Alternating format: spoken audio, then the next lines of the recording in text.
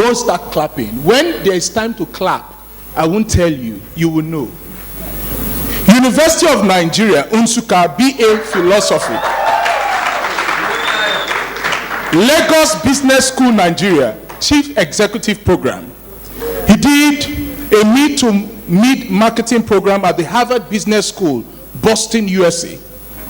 He also did a Changing the Game program at Harvard Business School, Boston, USA. He also did financial management and business policy at London School of Economics. He also did marketing management at Columbia Business School. I am not begging you to clap. If you want to clap, clap better. Clap better. He did a senior executive program at the Institute for Management Development, Switzerland. If you want to clap, clap better. Clap, clap, clap, clap. He did a breakthrough program for CEOs at the Institute for Management Development, Switzerland. He did an advanced executive program at the College Graduate School of Management, USA. He did a global advanced management program at the College School of Government Management, USA. He did an advanced management and leadership program at the Oxford University, said business school. And he did an advanced leadership program. You can see the connection between leadership and governance that Dr. Linus was talking about. He did an advanced leadership program at the Cambridge University George Business School. Ladies and gentlemen, please, with a standing ovation, put your hands together for, I will call him Professor Peter Gregory Obi, as he's ushered to the chair.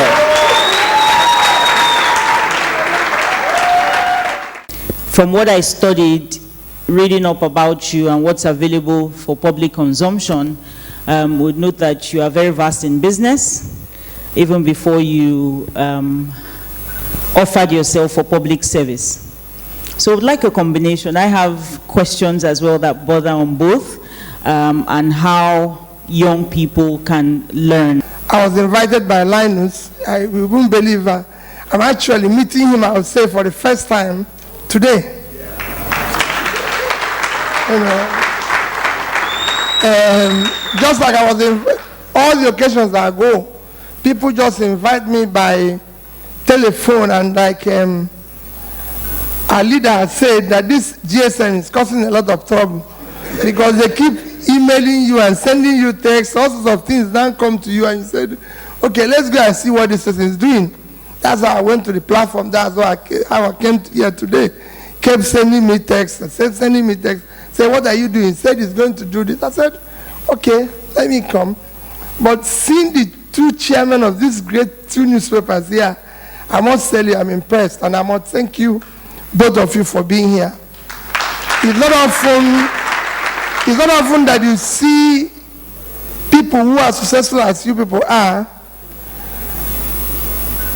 coming out on a day like this on what the average Nigerian will regard as wasting time with these coppers. I'm telling you, this is a major and critical problem of our country. How many times did any of you met our leaders while you were in school? Did they come to your school? No. I do a program every month. I visit a school. You know, I must visit a primary school at least once a month. I've done it all my life because I participated in running. I've been part of running a care program. You will say it's taking me all over the world. I was in Rwanda. I was in the most difficult parts of the world. You know, as a governor, people saw me. I was in Haiti when they had an earthquake for 1 week. My last school trip was in Kogi, just last week. It was a very remote area where you will never believe it's part of Nigeria. And there, as a rundown primary and secondary school, the schools were, I don't know how I can imagine, but when I went there, the first question I asked them is, have you ever seen a governor? Have your governor ever visited? They said, no. How about deputy? No. Commissioner for education? No. How about chairman of local government? No. How about councillor? They say they have never seen anybody from government here. In fact, when they say somebody is coming, they were wondering, you know, and you could see it. It's not there. These are part of our problem. He spoke about Singapore, maybe because of it. But I'm asked to talk about my background. Where do I start? Will I tell you my experience as a student in school? Of course, I went to Nsukka. Everybody knows that I went to Nsukka. The only thing I can tell you that I was born in a trading family. I'm a trader. That's what I do. My father and my mother, my parents are traders. I grew up in a trading house and I learned to trade. That's what I do. As a university student, everybody in Nsukka knows me as a trader. Some of you might be surprised. I was a businessman while I was in the university. I built the Savannah Bank branch in Omo while I was a student. I built where I lived in Nsukka. I used to live with the present Sultan of Sokoto. He was an army captain, so living at Nsukka. I used to live with him. I built my house in Nsukka. All my life I've always believed in trading. I don't believe in any other thing. And when I left school, I went to the market to trade. Until today, if you see my passport, what it says is trader. There's no definition of it. But I tell people now say to me, I'm a banker or this. If I tell you, I got involved in the banking by default. A bank manager requested that my account be closed because I was like trying to get something done and it was wasting my time, and I raised my voice. And he said my account should be closed. So I decided that I would buy the share of that bank every year with my profit. And after 5 years,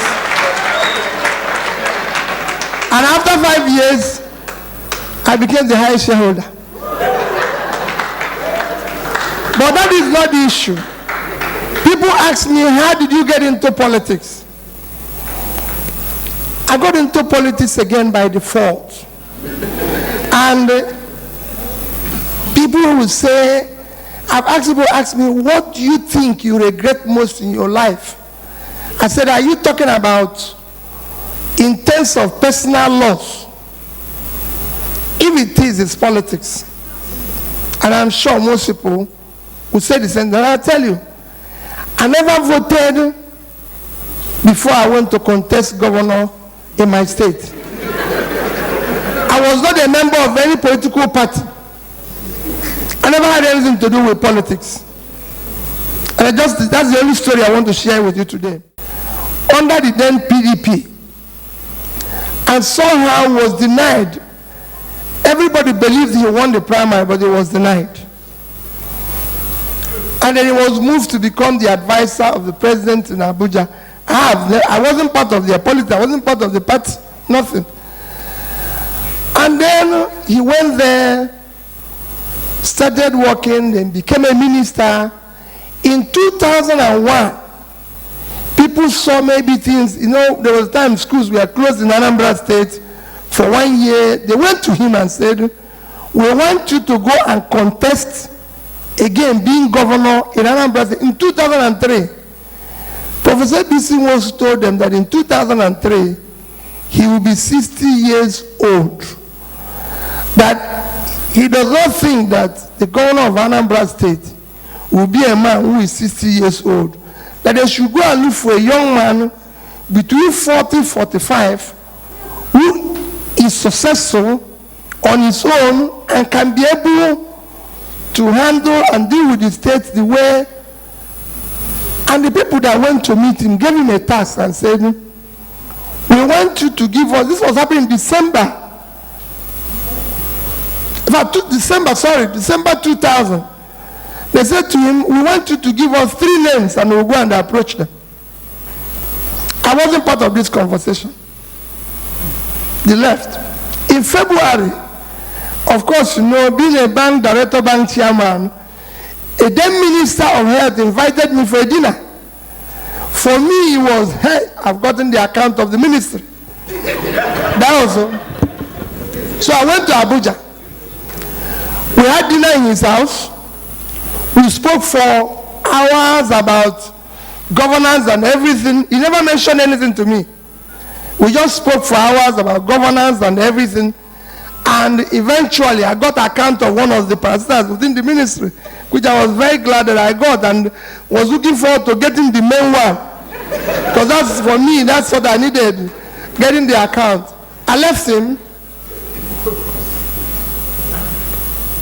In April, the group went back to him and said, we want you to give us the names so we can go and approach them. He said, I have 2 names. Number 1, Peter Obi. Number 2, Peter Obi.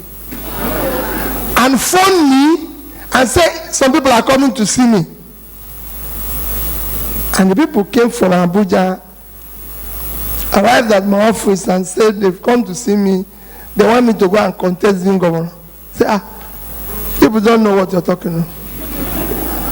I said, I sit, as at that time, I was the only Nigerian who was technically on board of 3 banks. You're not allowed to sit on board of more than 1 bank. But I was chairman of a bank, a director in Guardian Express, another bank, chairman of Guardian Express Mortgage Bank. I was about 5 four-quoted companies. By virtue of my investment, I was virtually living in the UK. I come to Nigeria and spend Monday, Tuesday, Wednesday. I go back on Wednesday night to the UK. I come back. So, what is this people talking? They don't know what they're talking about. I said to them, don't go there. Do you know I have not been to my village? By that time, and until today, it's the same case. For those who are from Anambra State here, I don't have a house in my village. By that I said, you people know that I don't have a house in my village. I don't have anything. So where will I start? What am I going to tell the people? In any case, they left me. I went back and told them their experience. I used to go to one on my own. All those things that were read out in my CV. The way I used to spend my holidays is to go to one school and spend a month or 2. In 2001, I was in Kellogg Graduate School in Northwestern University. That was the last year of a man called Professor, the Dean of the Kellogg Graduate School, the man who founded it in 1957, Professor Jacobs. It was his last year. He took us on a course called Global Economy. It's important that I tell you this story. He took us on a course called Global Economy. I was there for 1 month, 6 weeks. But it took us on this course for 1 month. After 3 weeks of talking about global economy, not one day did Dean Jacob talk about Africa. You can imagine me, who paid fee to go to school. Nobody's talking about your place. On a day before the last day of the course, and that was the last day of Dean Jacob lecturing in that school, everybody from Chicago came to listen to Dean Jacob. And I raised my hand. I said, you've not said anything about Africa. And he said, do I want to know about Africa? I said, yes. I paid $40,000 for this course. So what am I learning here? And he said, I will tell you about Africa tomorrow. The next day, he finished and turned to me. You know, we were at Target. I said, Peter, do you want to know about Africa? I said, yes. said there's nothing called African economy. You can imagine how depressed I am. He said nobody plans with Africa. Let me tell you, I founded this school. I've been lecturing here for the past 50-something years. You know, have you ever seen, you can see people say, when they're doing vehicles, American specification, European specification, Japanese specification, Arabs, you know, have I ever heard about African specification? And he gave me examples of other things and turned to me and said, in this country called America, we have 10-year, 20-year, 30-year plan. Do you have such in your country? You know, I mean, you know, like you're in this type of environment. What do you think I'll say? I said, yes, we have it. It's okay. I said, yes, I will have about 20-year plan. He said, I know that we don't even have next year plan. But I have to tell him, he said, I want you, that's very good. I want you to join me for lunch. I joined Dean Jacob for lunch. And after lunch, he said, let's take a walk by the banks of Lake Michigan. If you know Kellogg Graduate School, is on the bank of Lake Michigan. This is the school, this is the lake. So we took a walk. As we were walking, Dean Jacob said to me, do you have any of your country's currency? In 2001, the highest denomination of our currency is 100 naira. So I brought out 100 naira. Dean Jacob brought out $100. He said to me, which of these two currencies do you prefer or want? What do you think I'll say? The dollar. Because then dollar was 100 naira to $1. So sorry, 100 naira to $1. So I said to him, I want the dollar.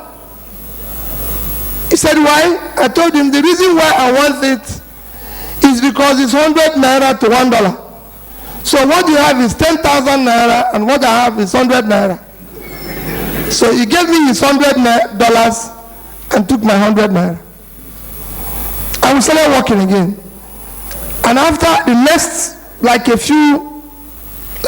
say 100 meters, he turned to me again and said, Peter, why do you prefer, tell me again, why do you prefer the dollar to your currency? I told him the same story. He said, young man, sit down. We've watched you, we've stayed with you. The only reason you prefer another country's currency to your currency is the amount of faith you have in your country. Economy is driven by faith.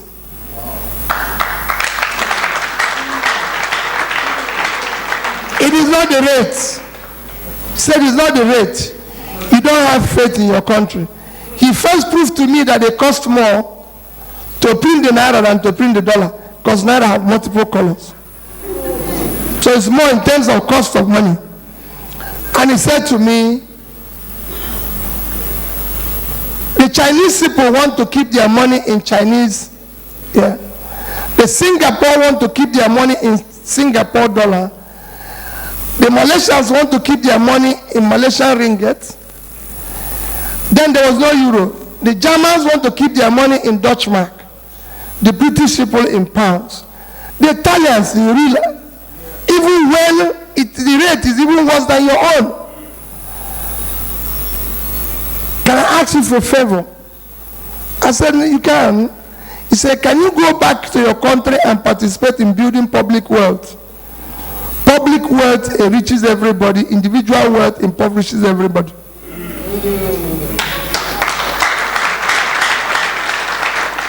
He said, what people do in your country is that they are pursuing individual wealth. They are accumulating individual money. And every other person is poor. I'm a lecturer. I'm retired now. And I drive a Mercedes S-Class. My wife is a lecturer, drives a Lexus. My daughter is a lecturer. So, are we living well? Do lecturers in your country live like that? Of course, in everything I say yes. Yes, yes, yes. Because, there's a sense of feeling. I came back to this country, immediately after that course, I came back to this country.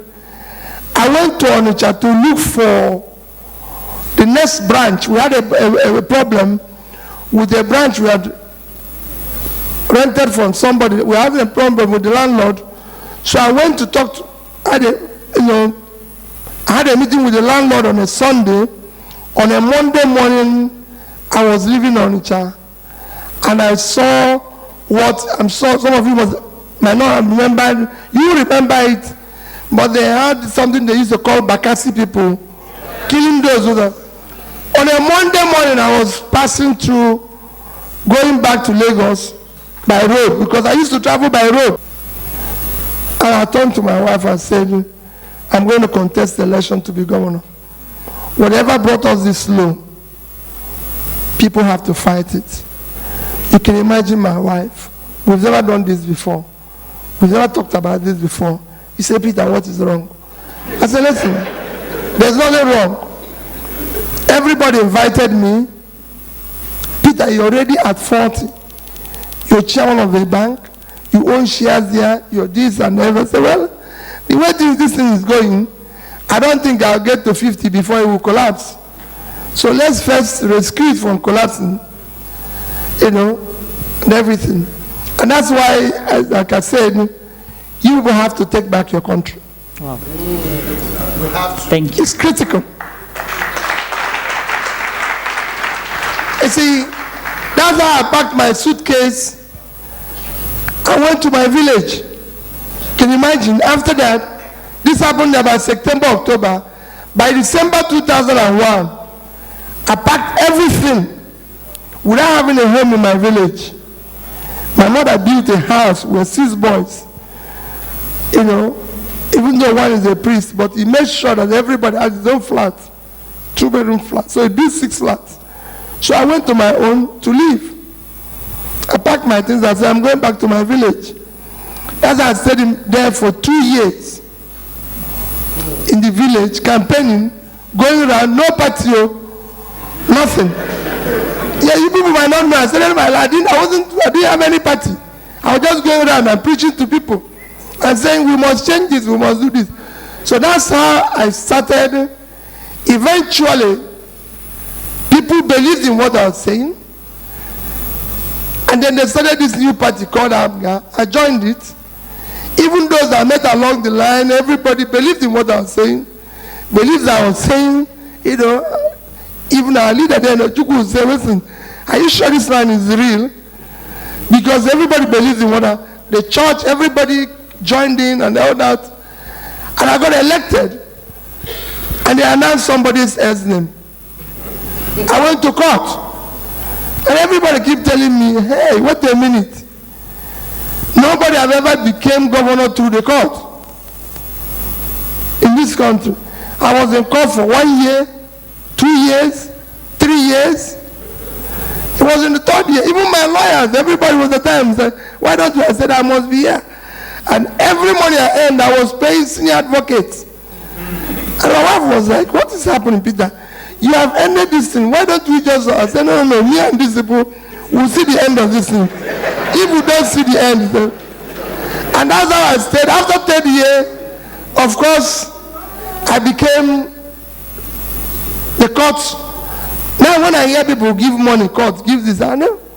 No judge. Let me tell you, the female judge that gave my judgment, the best judgment of my case at the appeal court, she's now a judge of Supreme Court.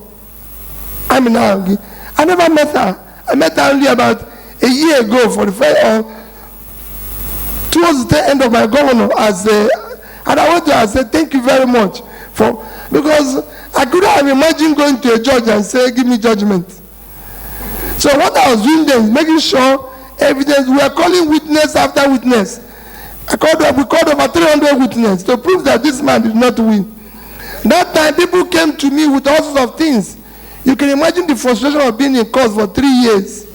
People come to you and said, hey, wait a minute. Even I went to a church where a bishop said to me, well, we voted for you, but being an act of God, God gave it to somebody else. I said, well, listen.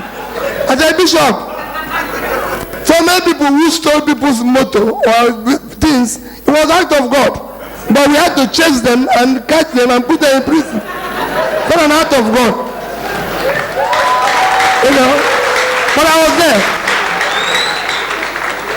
Of course, my story, I'll just end it before I will start, is that I just want to tell you this background. I became a governor, and as you know, 6 months I was impeached. I was removed from office twice. You know, people don't know that. And of course, you heard me talk about why I was impeached in the platform. People didn't know. What do I tell people to end it?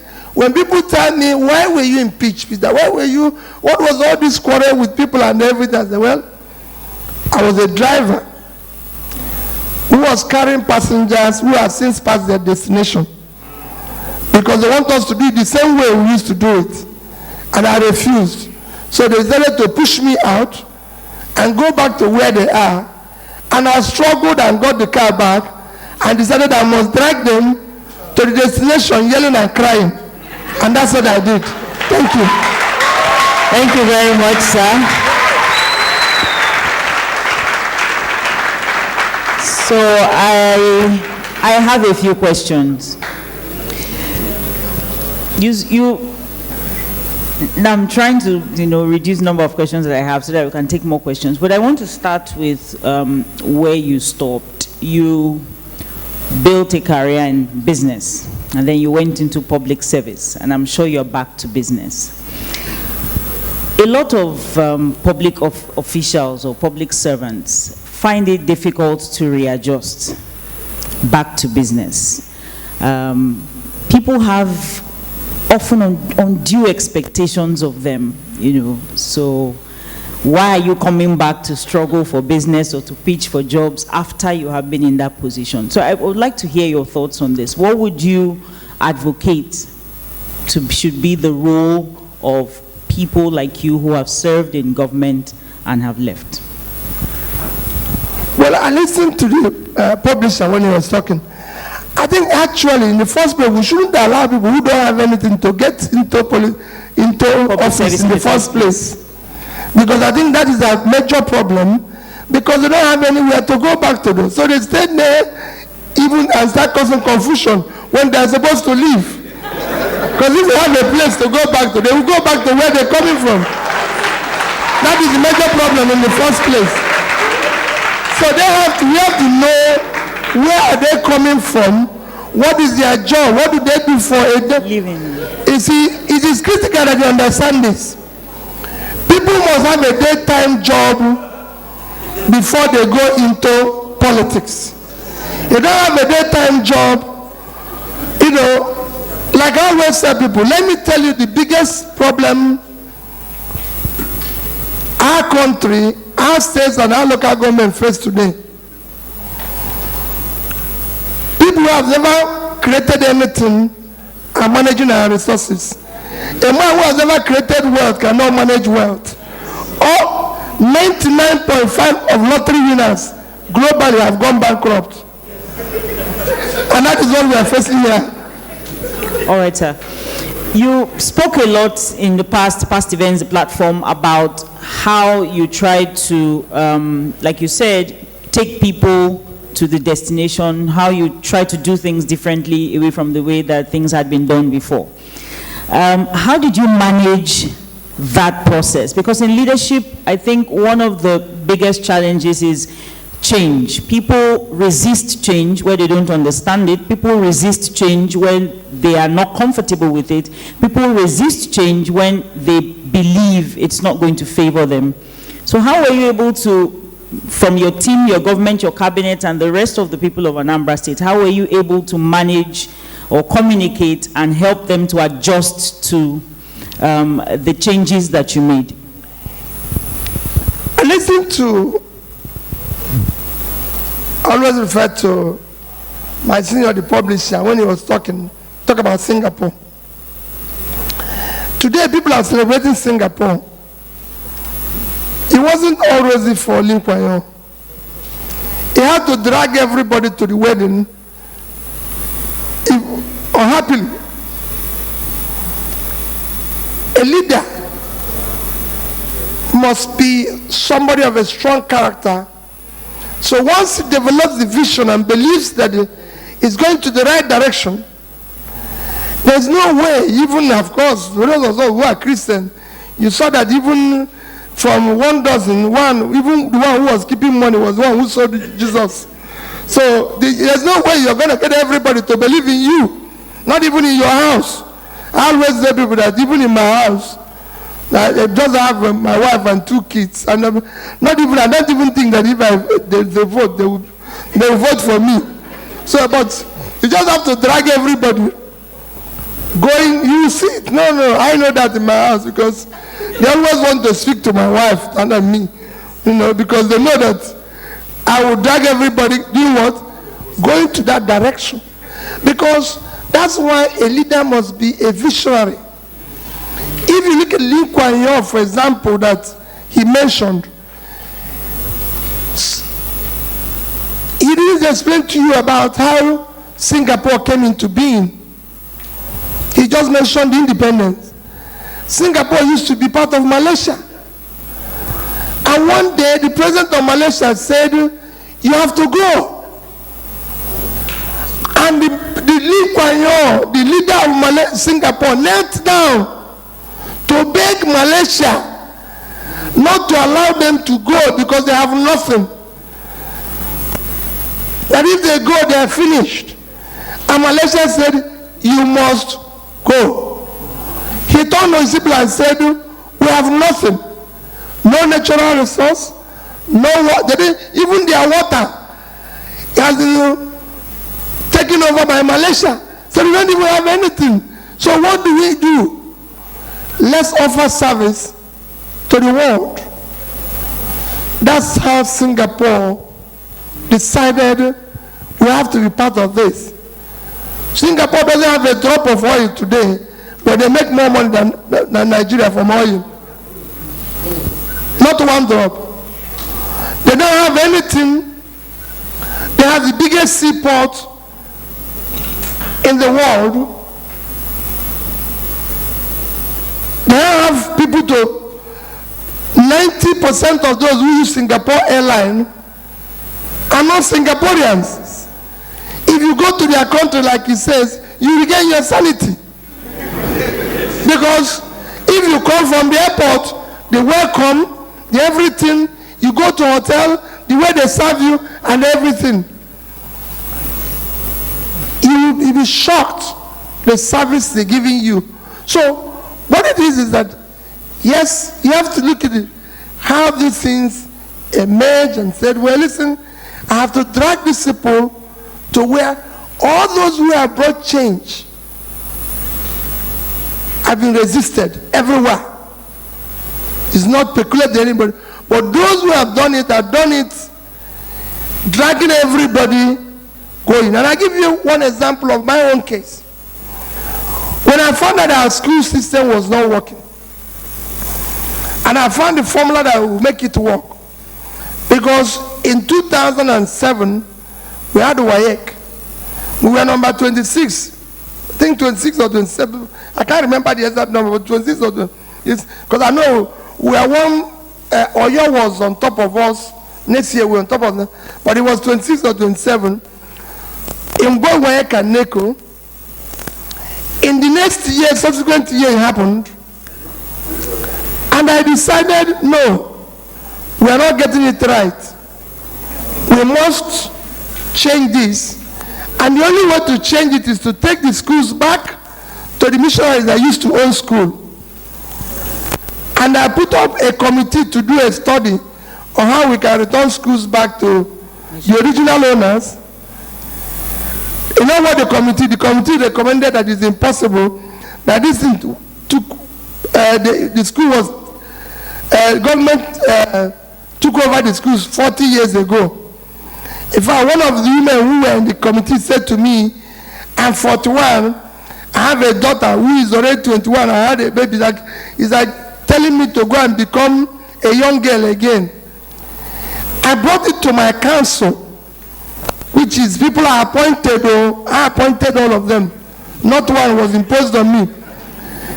And because I believed, I've always said in my council that a leader must be a listener. A leader must not know it all. Whoever knows it all should not lead. He must be a learner. So I tried to open for vote. Guess what happened? I lost because only 3 people supported me. I came back to my house. I told my wife the same story because I tell my wife most of the critical. He said, Peter, since we came here, it's only one quarrel after the other. Why are you going to do this one now? Teacher said if you do this, they'll shut down school. But I knew that was the problem. One morning I announced it. And NUT shut down the school. So for 3-4 months, there was no school in the state. Eventually, on intervention of federal government, it was settled. We went into it for 1 year, 2nd year. By the 3rd year, our target was to be within the first 10 in Nigeria. By the 3rd year, we were number 1. 4th year, we were number 1. 5th year, we were number 1. Today, everybody is celebrating it. But I tell you, I stopped going to people's house. Stay here. So that you don't learn any other thing. And I tell you, we developed that. So today I don't care about the car trousers, I don't care about shoes or trousers, watches. He likes good things, I can tell you.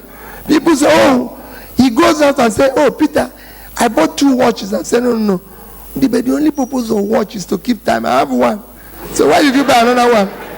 You know, and we are close. So you must tolerate people. Thank you. All protocols observed. Your Excellency, sir, I want to ask you about your view on the amalgamation of 1914. Considering the fact that it's difficult to maintain group loyalty, common identity, national culture, and consensus, with a lot of authors still referring back to it as a problem now. What do you have to say about that, sir? That is not our problem. That I can tell you now, it is not our problem. Our problem is that we have not seen selfless leadership among our people. We were not, let me tell you, so many other countries of the world, including America, we emulate today, we are a collection of people from different parts of the world. But because they have a selfless leader, you see, when you have what we have here now, where you have people who are not even in your local government committed to leadership, they intend to question about your mother, your color, your this. I lived in the UK, and I can tell you that I became close to one of Nigerian high commissioners in the UK, because one day I went to an event in the UK, and Nigerians were talking about discrimination, racism, everything, and I raised my hand. I said, sir, let me mention it. I said, sir, if anybody thinks there's racism in the UK or discrimination, he should go back to his country. Don't come here and start talking about racism. I lived here for 10 years, made money, had white people working for me, lived in better part of London, drives a big, good car. Nobody stopped me for one day. There's a law if you follow it, because once you have vision, Nigerians have made money and are doing well, professionals in America and everywhere. People don't know where they came from. So that is not our problem. Our problem is what the publisher of Leader said, we should take back our country and ensure that those who lead us are the best. If they are, you wouldn't even know these things you're talking. Once you can create a society where people's talent, hard work will match up their opportunity, you will hear about all this again. All right, so I'll take the lady in front. I guess the 2 questions are in one. The 2 questions are in one. Good afternoon all. My name is Oyaone Adobe. My question is, sir, can you tell us the yardstick with which greatness is measured, or the yardstick with which success is measured? Thank you. Well, for me, this one I have to be personal. Is this measurement? For me, the measurement is the amount of impact or contribution you made within your environment. As a businessman, I used to tell my gate man one story, that you came to me as a gate man. God did not create you gate man. And I listened to Linus. If you go back as a gate man, I failed you. And I was telling somebody in the plane this morning, I said, let me tell you, my gate man was one of the most intelligent people I met in Lagos as a businessman. Whenever I come back, I'll call him and say, Elijah, let me tell you, I have this. What do you think? He said, oh God, don't worry. I'll tell you later on. Then even, I drink only one alcohol, stout. You go and buy it. So, okay, I just buy you stout now. Make I tell you that story where you tell me. And his ideas are wonderful. So, today, he's a successful businessman. So, if the amount of impact you were able to make in your society, selfless impact, not the accumulation of personal wealth, that makes the impact. All right, second column, a hand has been behind and then the copper. No, sir. Sorry, sir, there was someone behind you. So the copper and the lady. I'm coming. Okay, good day all. My name is Moses Nkemoka. I work with Emotion Advertising. My question is this. In the corporate world, I found out that one of the major problems is succession plan in terms of who takes over from a business. And you are a successful businessman. What advice will you give Nigerians? Because I know that majority of companies in Nigeria failed because of succession plan. So what advice will you give young Nigerians towards this? And how can we go about making sure that companies are sustained? Please use the mic so everybody can hear you. So that companies are sustained in Nigeria. Succession planning, how can young people? Well, for me, succession plan, whether it's in corporate or in public world, is be selfless. In the political world, it might be different because, like the publisher said, what adds up there is not really what you can control. But in the corporate world, it's very easy in the sense that you know those you're working with. You know those who are part of the drivers of the institution or business. Be selfless. In succession plan, don't go and be looking at somebody you like so much, or somebody who you like his face or her face. The person who is coming after you might not be somebody, but you can look at it. Especially if it's a personal business, it's important because most businesses in Nigeria are personal business. People think, oh, well, listen, my son or my daughter must take over. It is not proper. Look for somebody that can manage the business more successfully and everything. As I am today, I have 2 graduates in my house. They are doing something else. If I have a business today, in fact, somebody said to me, I mentioned it when I talked on the platform, I saw your son looking for a job. Peter, I mean you cannot give him a job. I said, you saw him looking for a job. Did you tell him he wants his father to give him a job? Because we have always debated this issue where I can tell you my son's name is exactly my name, Peter Gregory Obi. My son has changed his name and said he doesn't want that Peter. Because the problem he has is that people think because it's from me, he will have something to give them, that he's looking for a job. His name is Osele Kobi. And he goes around looking for a job. He doesn't want to do what I do. And I don't want to drag him into that. Because of it, he's looking for a job. So when you do succession, look for the brightest, the best, that can make the company survive. Thank you, sir. The copper. Good afternoon, everyone. My name is Oduda Basiasuko, and this is my question. Okay, sir, the problem that we have in Nigeria, obviously, is terrible leadership. And what? Terrible leadership.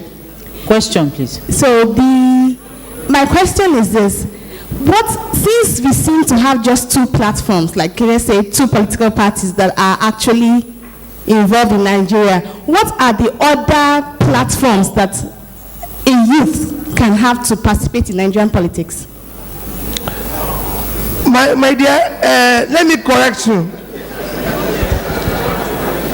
One minute. We don't have terrible leadership.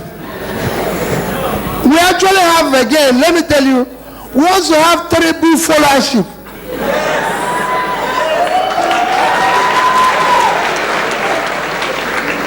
You have listened to me say it. I've been in office. Let me tell you the greatest problem that is in our country today. It is not that we have. Yes, the number one problem is leadership.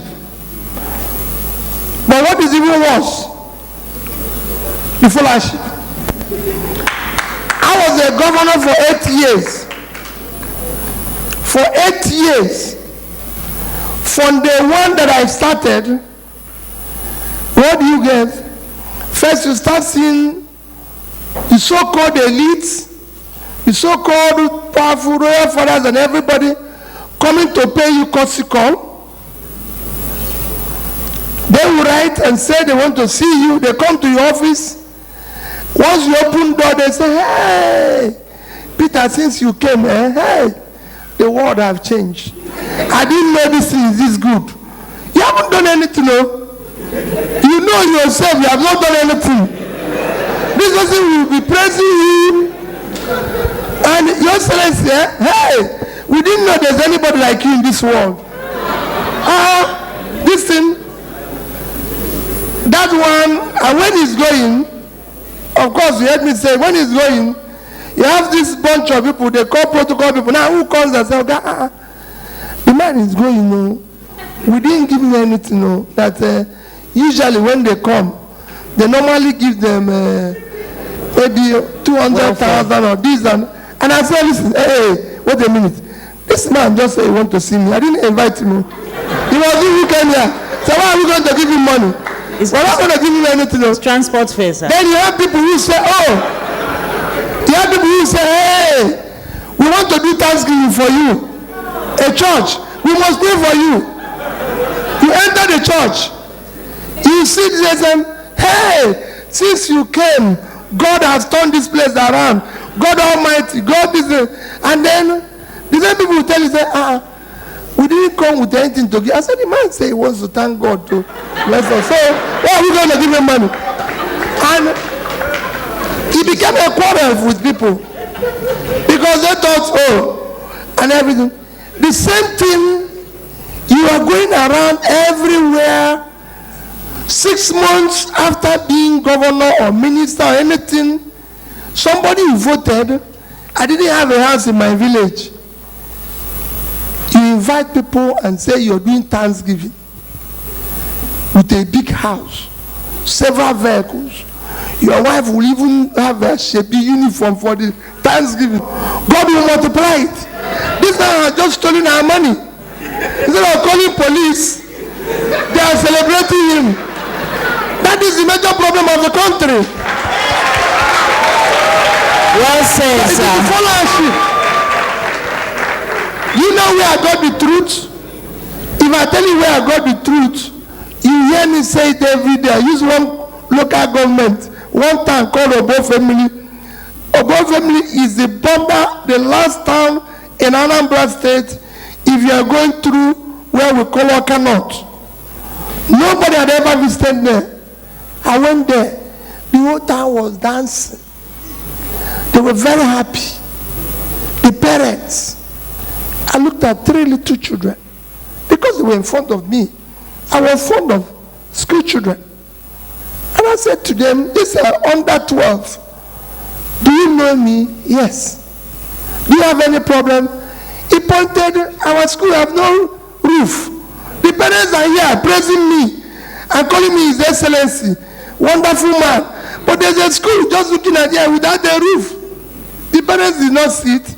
The other one, they have no teacher. They have no toilet. These 3 people have a problem. And that's it. I once went to a secondary school and promised the secondary school that I'm going to, because I visited all the secondary schools. I once went to the secondary school, promised them that I'm going to come back before Christmas and give them a check to do their roof for 7 million naira, because that's what the bill. I didn't do it. In January every year, I will bring schools to do what we call students interaction. I brought this school, Mother of Mercy, let me remember the name, Azibo. The school is a young girl raised his hand. A girl that was in JS1, class 1. And I said, yes. He said, Governor, why is it that you don't keep your promise? Before, as he was saying it, the principal ran from the back, held her in the mouth. But he was just about to tell me the truth. And I said, I'm telling you what a life story. I'm telling you a life story. I'm sure when you tell this story, everybody in Anambra will tell. The principal ran from the back. And I said, Principal, leave this girl to tell me. He said, you didn't keep your promise. You came to our school and he called the exact date I came, made the promise, and I didn't come back. And I said, okay, wait. I called the Commissioner for Education. I said, what happened? He said, hey, we've actually, because whenever I go to any place and promise, you must write the check. He said, we have actually done that check, but we will not deliver. I said, go and bring it. They brought it. I called the young girl, said, I'm sorry, you were right, and I apologize to you. Here is your check. The same place that came from the back, I carried on here. I was going to them to look. So you see, this is the crisis. This is the crisis of our country. This is the crisis of our country. That's why I said we must take it back. It's not whether we have 1 party or 2 party. You told him and Pat told me that they are good. Let's take it back and follow them. Absolutely. Questions, 1 copper. Sorry, could you let any other person? Okay, nobody from the back.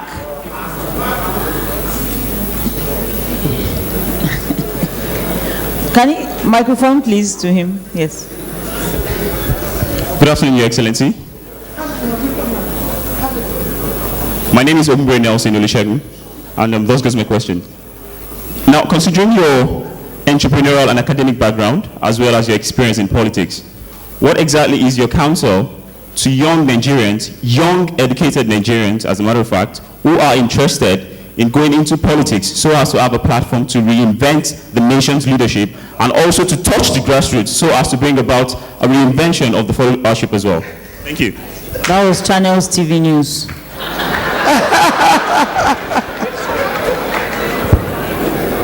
Well, my position is very simple. I've said it before. Whatever is going wrong in this country today, it is your future. Most of the actors today in our political life, I can tell you, most of them have lived better part of their life. So it is your future that they are toying with. It is you that will determine the future. That future you want, you must build it.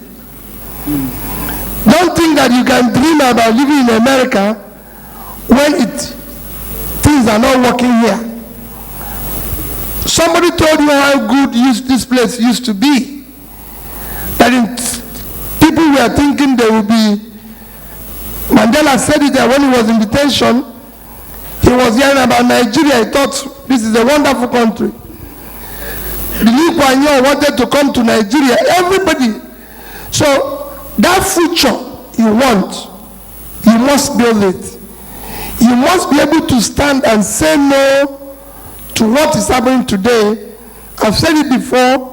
The man who is leading the protests, whether you like it or not, in Hong Kong, the young boy is 17 years old.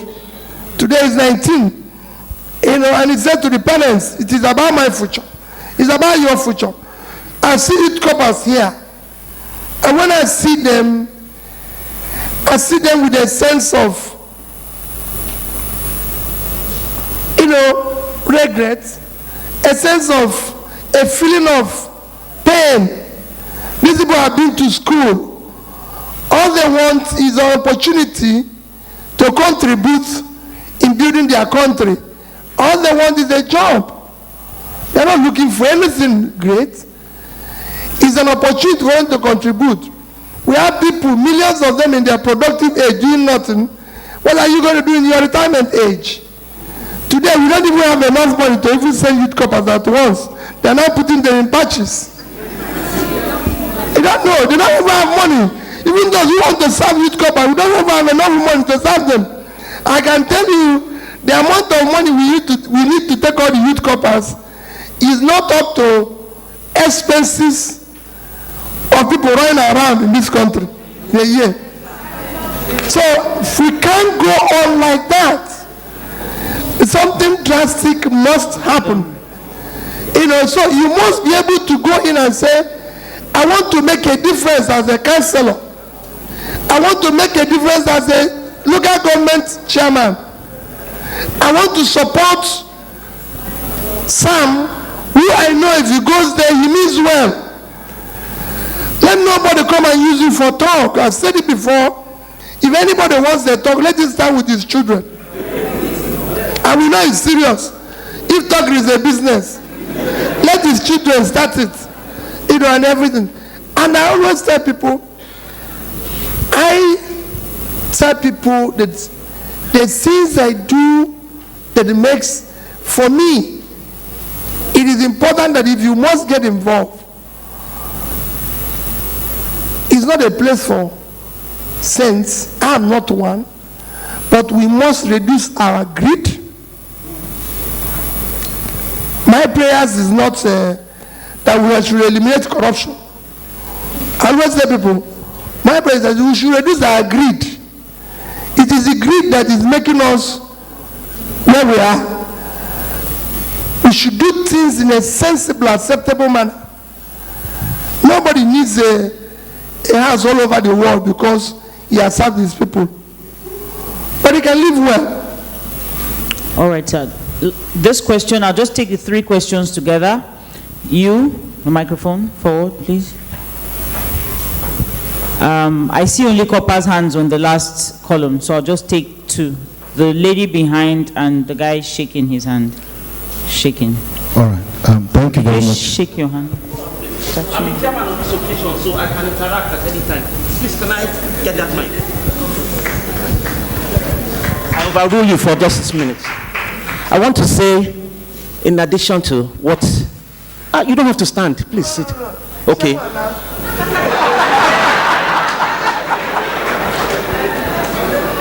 You see, you have a forum here with which to start to change what is happening. You all know each other, or I hope you do. Isn't there one person who is ambitious enough to want to lead this country that the rest of you cannot support? You support, you keep raising the support. Don't keep looking for money. Keep looking for how you support that person. Whether they come in as a councillor, support that person in the projects they want to do. Come in as a local government chairman, move to the Senate. You see, and then when you see some things that are definitely wrong, you cannot fall victim to that. I want to ask you, who gave you the best meal you had last year? Can any of you remember it? I mean, you can remember it. How long did it last before you went to the toilet? That is what has happened. Stomach culture has killed most of you here. Because you just went for that small bag of rice or whatever, you got it, and it's in the soak away now. None of you can go and identify it. So until you realize that just a little bit they used to deceive you, how long will it last? You can't go that way. Because they don't know you before then, they don't know you after. But the person that you know here right now, if you start from today, 1, 2, 3 people, whether, I don't care whether it is in business or whatever, and you begin to support, and you can checkmate them. Because if they go wrong, you'll be the first to talk. You will begin to see you have changes. Right now, your senators are greedy. They are overpaid. They keep looking for more. That budget padding that came out now, it's not today. I am very sure he can tell you many things about it. It has been going on, but because one person was not happy, he squealed, everybody else is complaining. They are trying to be saints. There are hardly any saints there. But if you don't keep tweeting about it, keep putting it on social media, make sure that no event that is evil goes down. As a group, as a body, then you have not achieved anything. Get together and start now.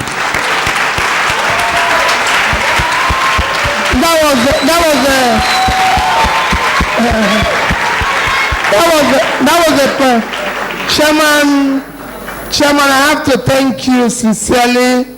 Chairman told you now is what I've maintained. That future, you must build it. He just told you about this. House members in our country earn more than MPs in London. I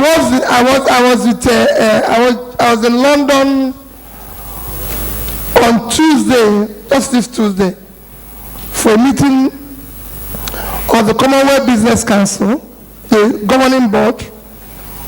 When we finished the meeting, I was just leaving Commonwealth with a Nigerian that I met when I was going in there and said, okay, why don't 2 of us take a walk to somewhere when I finish and talk? As we were just coming out there, I said, see David Cameron. You know, he really said, it's true. I said, this man is like any other human being. He has to walk around. He went and said, oh, they took picture. I wish I was there. I would have shown you the picture and everything. And he said, Peter, you don't want to take picture with you? I said, no. I see them every day like this. Now the man has to, he's an MP. If they see him in a field, if they see, say, ex-prime minister. And I went on and told him that every other person in Europe, in the entire Europe, there's nothing called a first-class section of the plane. The British Prime Minister cannot take off and say, I'm going to Germany, I enter flight first class.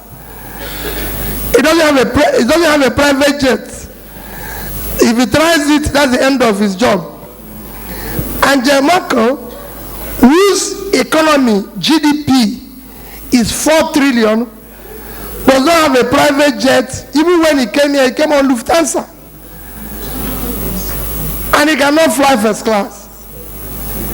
And you can go on and on. So that future, my dear people, you will build it. You will say no. Thank you very much, sir. We'll take the last 3 questions together, and then I'll introduce a special guest who also has a question. So we'll take your question, and the 2 coppers. Yes, you who shook your hand, you, and yes, we'll take all the questions together. Thank you. Thank you very much, Your Excellency. I have this question to ask. From the last platform, I don't have the opportunity to ask, but I can ask you that question now about the cost of governance. And basically, it's for the local government chairman. You have been a governor, and the issue, just like is going on here, a lot of things are going on in my mind now. Question. The local government chairman, sir, what is the role of my local government chairman?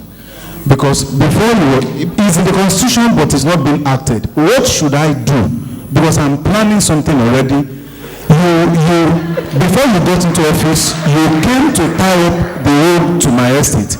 Right now, there's a big pothole to that estate, and you pass through this way, you don't. So we're even thinking of going to that local government and just make trouble there. So I don't know. What's the work of that local government chairman right away? You've asked 3 questions. Which is the question? What is the role What's the role of my local government chairman? Where is he sitting down there? You said it's in the constitution. No, but it's not been acted. Let me. Sir, can we take the other 2 or you want to answer this? There's water for you. But can we Let me go on. So we'll take the last 2. Summarizing his question is that how do I hold my local government chairman accountable to his promises, right? Good afternoon, sir. My name is Amoke Chisom. My question here is, sir, I was impressed when you said after the election, you continue. So I want to know, after the election and another person's name was announced. Yes. Why do you push up with the case? What makes you think the result announced was not fair, even when your wife asked you not to? Because many of us have contested in one post or the other, but after the election, we believe, just like what the bishop said, that God knows the best. So I just want to know why. Thank you. All right, last question. That's your faith in the judiciary. So, no, it's the guy behind, the one without a pair of glasses. I'm sorry. He shook his hand. Yes, thank you. Good afternoon, everyone. And good afternoon, sir. I'm Godwin Olusegun Ocheni. So my question goes this way. What is that I've seen in the life that, in the biography, that there's perseverance. What is that motivating factor of this particular thing that kept you going despite those challenges? And you don't add title to yourselves, because I know you are a doctor, but you just got you seen as a minister, you're seen as a minister. So why don't you add title to yourselves? Thank you so much. Did you understand the question? Do you understand the question, sir? Yes. All right. Let me tell you what happened to me while I was coming here. This I'll answer it openly. While I was coming here now, I spoke to a man called Reverend Father George Ehuseni. George Ehuseni is a Reverend Father in Abuja. He called me to thank me because some of you might have read it or not read it, where I said that churches should stop giving titles. I'm a Catholic, and suddenly my church has started giving titles to people. They will tell you this idea of this diocese, this and that. So about 3 weeks ago, my church wrote me personally that they want to make me the Duke of the diocese and my wife the Duchess. And I wrote them back. I said, please do not ruin this church by all these titles. We already have pious societies people can belong. Either you're a member of St. Jude or St. Paul or St. this. They already have a protocol on the church. I don't know what it's called. For me, Duke in the UK is a leader of a dukedom or second in command to the king. I am neither. You know? And to add this title to my wife even worsens it. Because you know, when women get title, I'm sorry, they have to get something that will go with it. So maybe he has another cloth that will go as Duchess. So it complicates the matter. So I said, if you're looking for money, the money I give you is part of what God gave me. So if you want, the reason why I said so is that all these titles, when I was a governor, and I said this again, go and check. Several universities wrote me to give me doctorate degree. When I asked people in this country, can we stop giving people award until they finish? Let them go out of the office. And if they deserve any award, we'll give it to them. If you give me today, I can take it. But a governor stays in office, takes the money of this state, builds a hostel for a university, They give him a doctorate degree. This man didn't build it before. So obviously we know where the money came from. Because if he was that generous and a good man, he would have built one before. So let's wait after. If he builds one, maybe after we have seen years of. So there's too much of award of all sorts of titles and everything here. We must stop that. It is not part of office. Two, on what you said, what gave me this.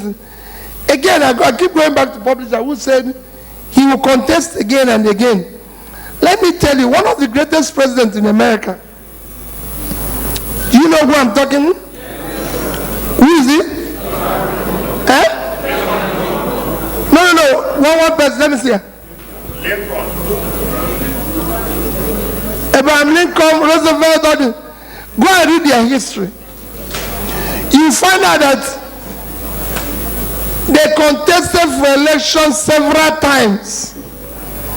At least when you ask, a lady asks, when you fail, what keeps you going on?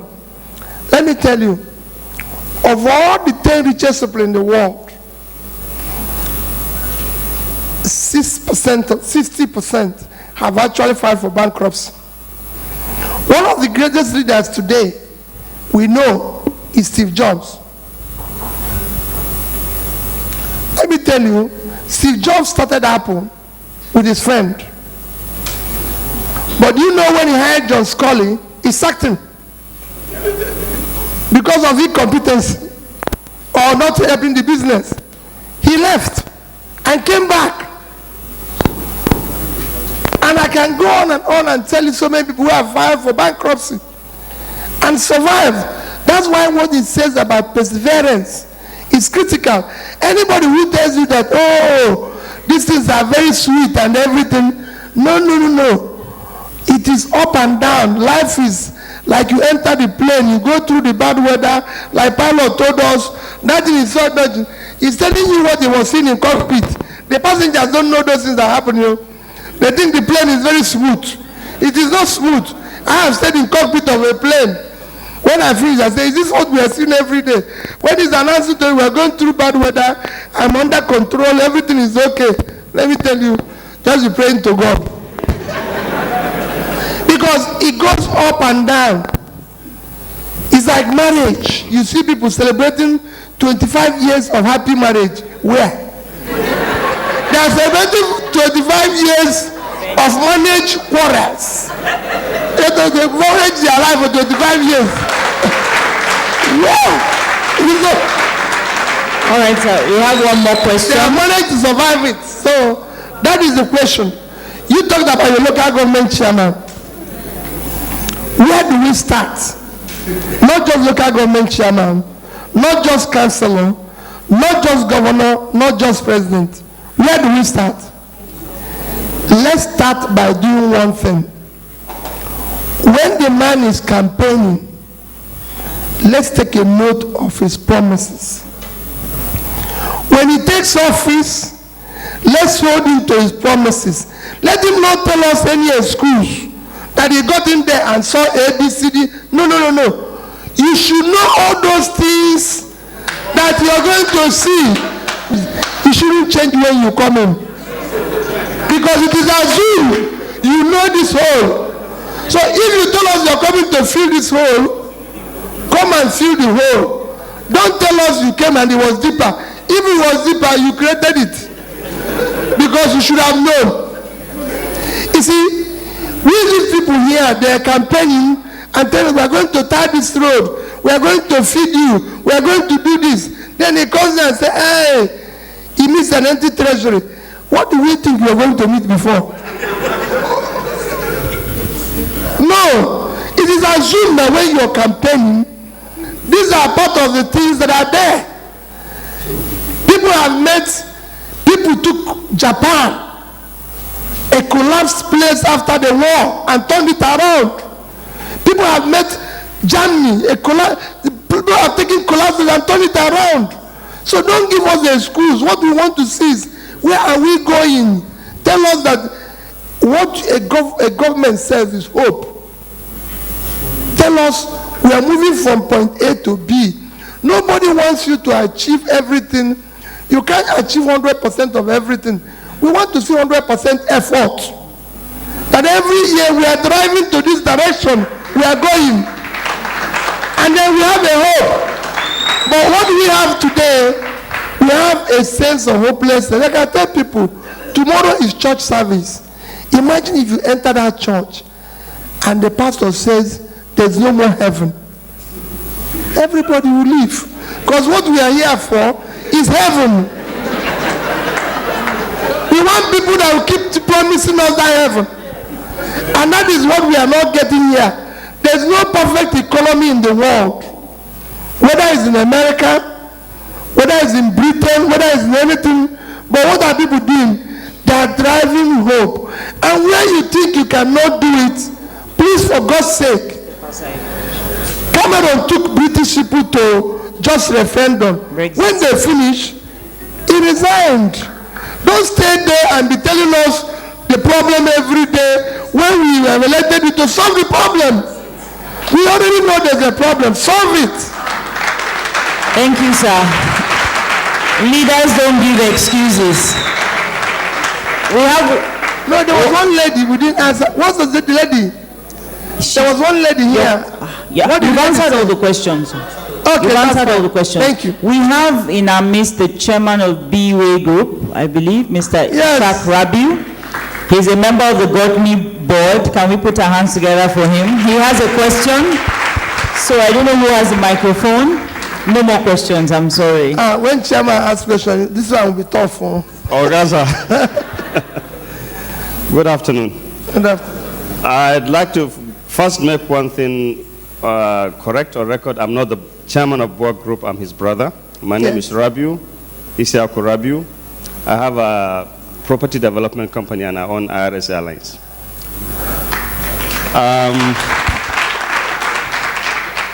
I'm glad when we talk about Nigeria, we refer to Chief Obafemi Awolowo, Chief Azikiwe, Amadu Bello, and so on and so forth. I think some of you here will be great-grandchildren of those leaders. And if anybody asks you to refer to other leaders, apart from them, I'm glad we can add one, Governor Peter Obi.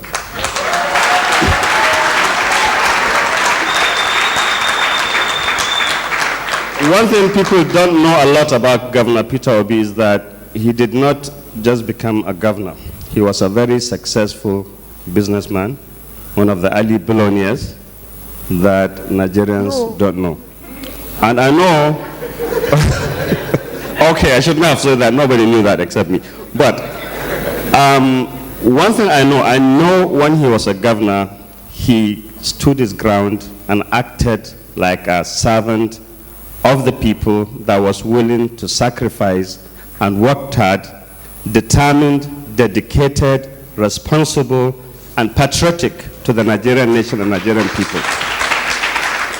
I remember he did not used to go around with convoys. Any ordinary Nigerian that is lucky today to be a governor that has been elected into office by the people, the next day he's sworn into office, he will be on the road with siren, and those same people that voted him into office will be pushed off the road.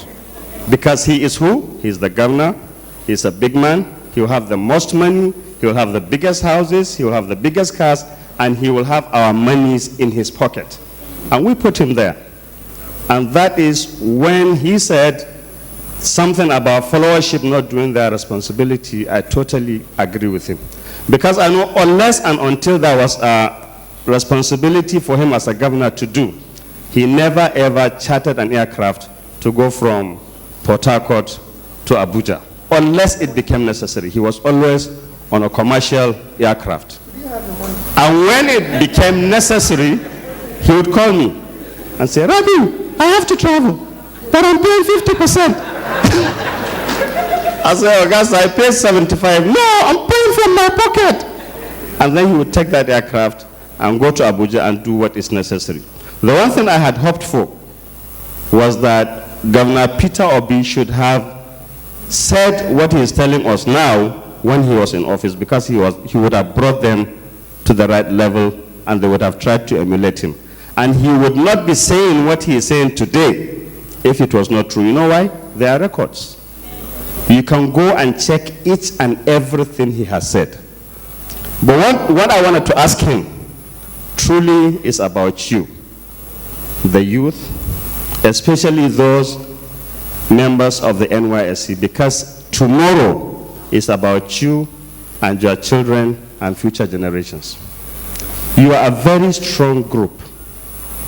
You are a very committed, responsible group that can bring about changes in Nigeria. But you cannot do it individually. You have to do it as a pressure group. You have to do it in a manner that will make a difference.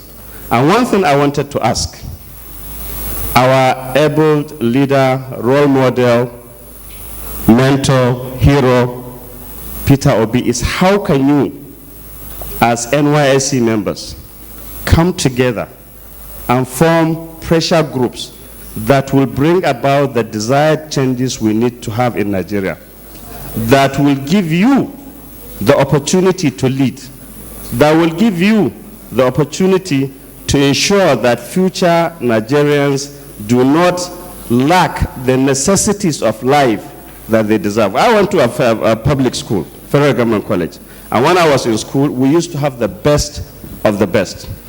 You heard what he said about schools and how the governors and local government chairman, the guy spoke about here. It's our responsibility, and we cannot blame those in office because at least they have tried to be there.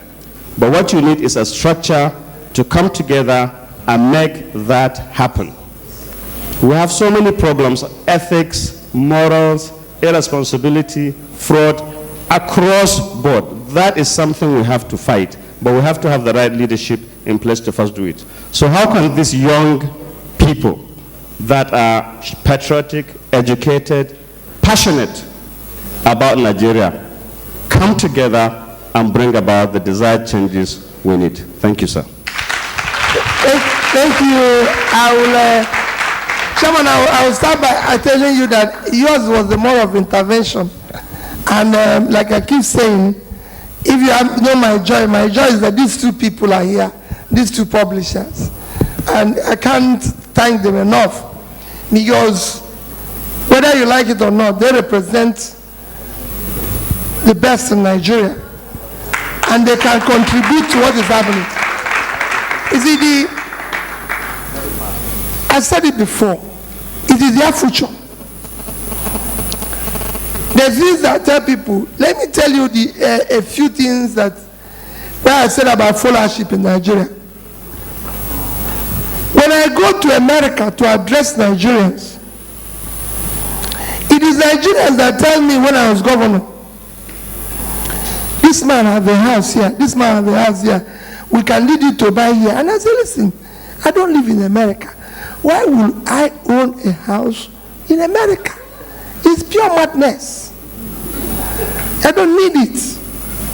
I go to South Africa to address Nigerians. These are people who have run away because things are not good here as refugees. They are the ones who are telling me, this man owns a flat here, this man owns a flat here, this man owns a flat here. If I had one case in South Africa, somebody brought one man who told me he knows every Nigerian that owns a flat somewhere, all the police positions, and he said, I can sell this land to you. You know, it's just $2.5 million and everything. And I said to him, why will anybody buy this type of place and keep? If I buy it, it will cost me at least $125,000 a year to keep it. He said, more than that. I said, so why will I own it? I don't need it. I would rather use that money in my country, buy a bond, and I get 5% of it, which is $125,000 a year. I come to South Africa 3 times in a year. It costs me $200 in a night in hotel. He said, oh, is this? I said, no, I cannot pay for a hotel. I said, more than $200. It's not possible. Said, so 3 times is $600,000, and you want me to buy this? And I told the man, I said, I don't own a house in Abuja. The only place I own a house as P2B is in Onitsha. I said, even in Abuja, because the house I own in Abuja will cost me 400 million naira. Why will I own it when I go to Abuja every week and sleep one night, and it costs me 35,000? Now multiply by 52 weeks, it's not up to 5 million, and I buy a house for 400 million. That is not worth it. You know, so you can't do that.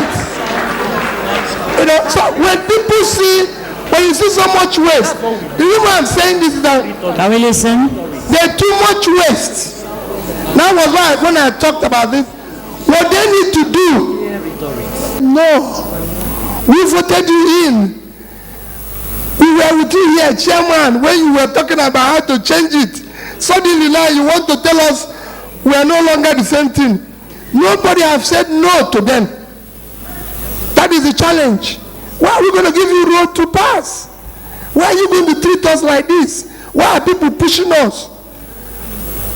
This is the only country people buy bulletproof car and then have 50 police. If you have already bulletproof car, then you don't need security now, because that's the essence. Go to England, you see the Prime Minister, he moves with the bulletproof car. So he moves to only one vehicle and the bulletproof car. But yeah, he has bulletproof car, 3, and he has 50 police. So he has taken out the security men and he has money to buy bulletproof car. And nobody is looking for him to kill him. Nobody. I can say it, I was there for 8 years. Nobody killed me. Not one day. And there was no reason for it. All right, sir. So we can, then we be the people to question. What you need to do, for what chairman said, is come together. Let us start small. Chairman said it, he repeated, don't go and start big. Let us start small. And tomorrow you see those who are contesting. Please take note.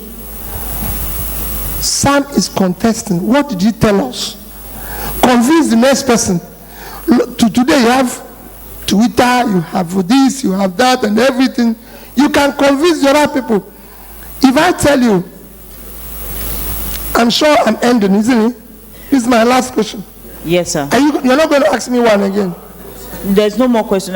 Maybe to add to what you're saying, what would you want to be remembered for? No, the reason why I say this is that I do this every now and then. My daughter texted me yesterday and asked me a question. You know, I'm going to read part of 2 of our questions, 2 of the things. You know, first, he said to me, Daddy, why can't the country, Nigeria, have a loan system or pay school fees for bright people? I have people in my school who are 3 times smarter than I am, leaving school because they have no money. The only thing I feel like is to tell you, don't pay for me, pay for them. Because I believe they are far better than I am. But that's your country. Why will you treat people like that? So it is you to come together. And I always say to her, I say, Amaka, don't tell me this. What you need to do is to come together with other people and everything. And like I said, let it not be me not telling you this. I'll give you one of the tests she will send to me when I pay her school fees and everything. Come, because you're a younger man, so you can read this very well. You know, I just said, let me just see, I'll get it now.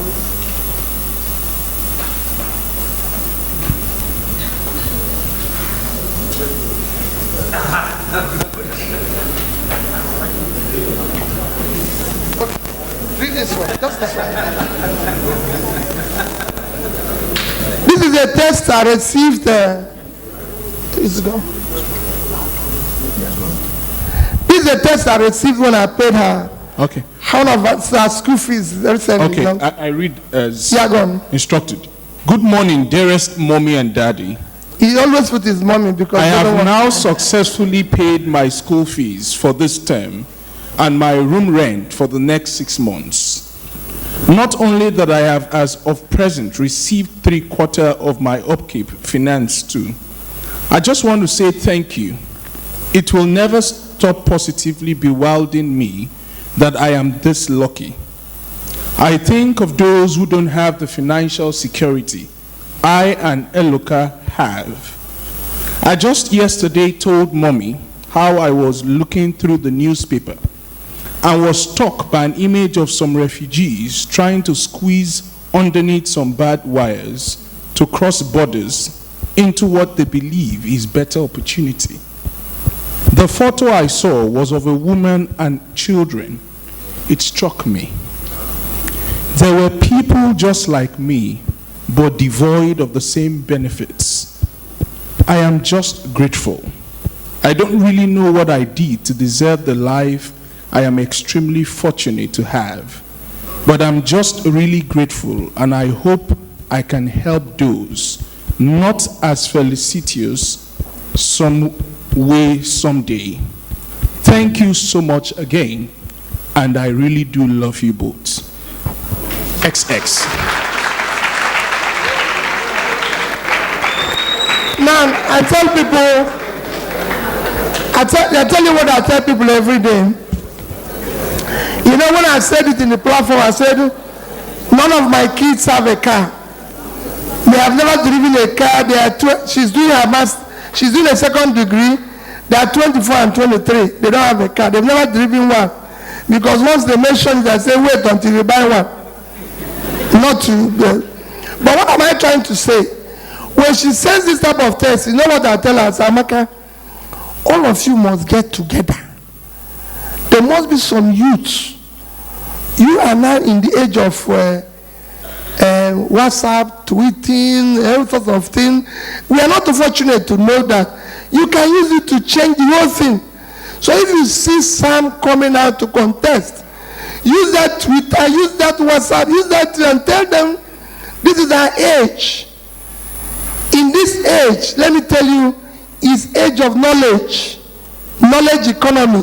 He just told you about Alibaba. Alibaba in one day sold goods worth $14.9 billion. That is more than the budget of your country for 1 year. One day sales of Alibaba. Apple is today valued at over $700 billion. That is more than South Africa and Nigerian GDP put together. One company.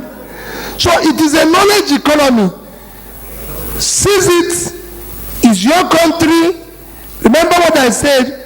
The society we have built today will take its revenge on you tomorrow. Thank you for your time.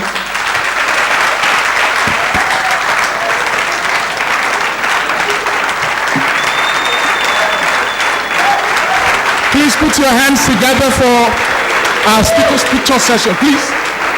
Picture session, sir. Another picture session, sir. Yes, please. Please keep putting your hands together for our speakers, our guests, for a picture session.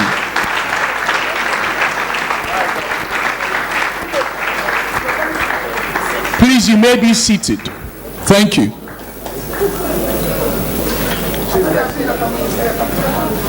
So, ladies and gentlemen, have we been inspired? Have we been inspired? Can you make some noise? Okay. All right then. In a couple of minutes, we'll be going for lunch. You know, so once we have intellectual infrastructure, we can also have stomach infrastructure.